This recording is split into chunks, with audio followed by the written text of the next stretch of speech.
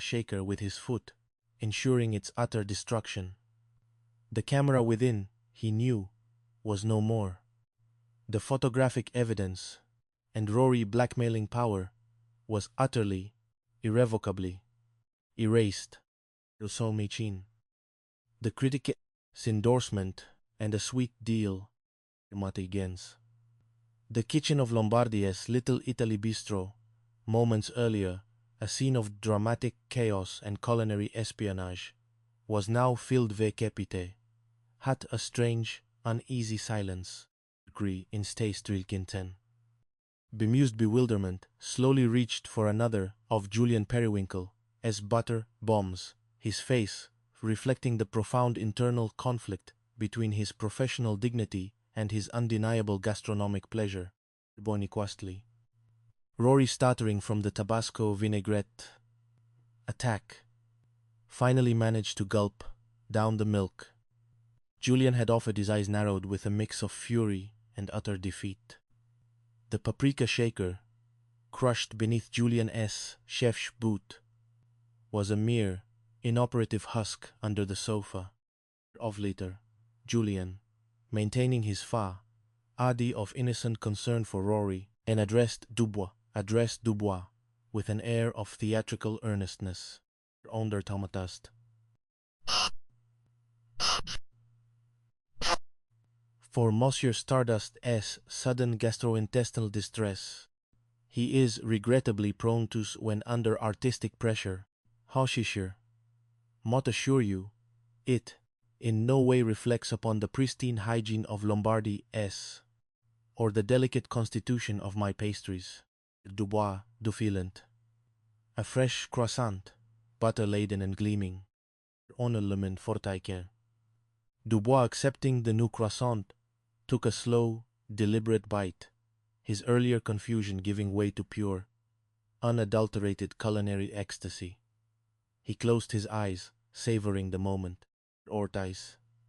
Monsieur Periwinkle, he finally murmured, his voice thick with profound satisfaction. This Coralton crumb crescendo. It is not merely a croissant. It is a revelation, a poem in pastry. The Golden Croissant Guide will bestow upon you its highest, most coveted rating. A perfect 5 stars, Pullman Livnatize. This is a profound moment. For Coralton Bay as culinary scene. Quaviso. He beamed, completely oblivious to Rory, as continued, spluttering and furious glare. Hearing the verdict, slammed his empty milk glass onto the table. 5 stars? But, Mr. Dubois, surely his questionable origins, his pretenses must factor into your assessment. The truth, Mr. Dubois, must be known. Osceola we been. He pointed an accusing finger at Julian, then towards where the paprika shaker had been. Belitin glancing at Rory, waved a dismissive hand. Onatize, Stardust. The genesis of a chef inspiration, however colorful, is irrelevant to the transcendental experience of the palate. And as for pretenses, monsieur, the only thing that matters is authenticity in flavor. And these croissants, monsieur, are profoundly authentic. Now, if you look long, excuse me, must inform my editor. The culinary world awaits this revelation. Hooray, happy man. Monsieur Periwinkle, Mott will call you. Personally, we must discuss the Periwinkle crumb at length. There are investors, monsieur. There are opportunities. He strode out of the bistro, his steps light, already composing his glowing review. Barnaby, who's moditized. Swelling within him, he had done it, he had created his masterpiece, secured his future, and thwarted his rival. He turned to Rory, a benevolent, triumphant smile on his face. Colbinetize. Well, Rory, my dear, it seems authenticity in flavor has indeed prevailed. Mott assure you, is now quite inoperable. He subtly kicked under the sofa the distinct crunch of plastic and delicate circuitry confirming the complete destruction of the camera. Of face crumpled. His scheme, his last vestige of blackmail, utterly destroyed. He was defeated, utterly.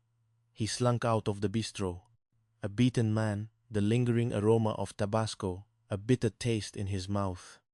Unminautized. Julian recounted his astonishing triumph to Penelope and Eva, savoring every glorious detail. Penelope clapped, her eyes shining with pride. Eva, with a rare, delighted smile, shook his hand. "Ought 5 stars." Penelope exclaimed. "Your dreams, they truly are rising, like your magnificent soufflés. What a profound victory, au patron. Monsieur Periwinkle. Your use of the Tabasco vinaigrette was, must admit, a moment of inspired, if somewhat uncivilized, brilliance. And quite effective. You now have a patisserie, monsieur. What is the next logical step in this culinary ascent?"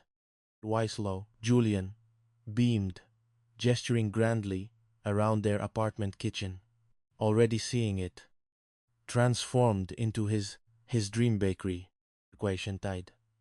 "My dear Iba, my darling Penelope, the next logical step, to secure investors, to find a location, to build the Periwinkle crumb. And Mott, my dears, I'm officially looking for an apprentice. Someone with meticulous attention to detail, a profound appreciation for culinary artistry, Waymet traumatize it, and an unwavering loyalty. Someone who is, perhaps, looking for a new start, a profound, transformative opportunity." The pensioner, with a mischievous grin, he looked at Eva, glanced towards the doorway leading to Enzo's apartment across the hall. Perhaps might have a particular aptitude for precise measurements and very, very slow cleaning routines.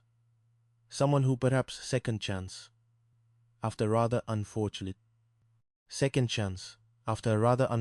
incident, Vekep ite, had some candied pineapple, knowing smiles. The Azure Coast, it seemed, was about to get a whole lot sweeter. And Julian Periwinkle, the unmasked chef, the accidental poet laureate, was about to embark on his grandest and most delicious adventure yet on the way. Even find a surprising ally in his former foe. The culinary world, he knew, was truly his oyster, and he was ready to shuck it. On Yonjomatais. A partnership of peculiarities on a Storywinkle. A triumphant 5-star review from Mr. Periwinkle Crumb swept through Corallan Bay like a fragrant breeze. The Azure Coast Lofts, already a hub of peculiar events, now buzzed with an air of professional ambition. The newspaper clipping, claiming a hand in Julian's civic-minded success.